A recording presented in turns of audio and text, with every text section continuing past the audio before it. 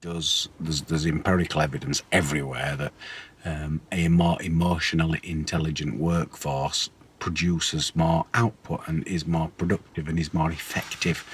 Why is that, you may ask yourself? Well, the reason is that there are essentially four key components to emotional intelligence. The first is your own self-awareness, starting to understand who you are and what makes you tick and what motivates you.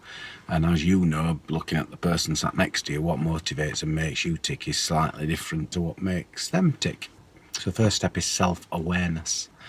And with that self-awareness, if you've got poor limiting beliefs or unfulfilling thoughts about yourself, then if you start to look at yourself and assess yourself and objectively think about yourself, then what you do is you begin to realise there are certain things you say and do which may not be conducive to getting you the results that you want. So that's step one, really, self-awareness. The second phase is awareness of others. How aware are you of other people and their beliefs and behaviours and motivations?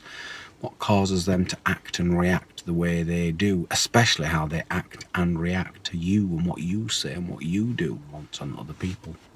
Third phase of increased emotional intelligence is about being able to influence the emotions of others. Now, I do not mean that in a manipulative manner.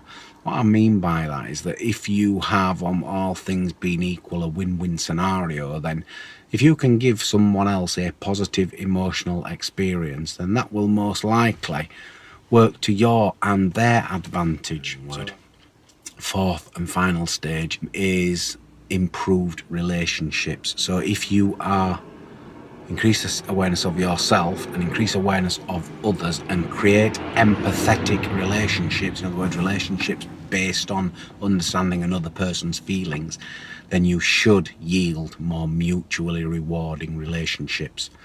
So increasing emotional intelligence in the workplace amongst teams and groups is clearly very powerful and potent, but extending it into the wider community, especially your business community, your customers, your suppliers, then if you imagine that leverages up and the more value you create internally gets multiplied if you take that externally.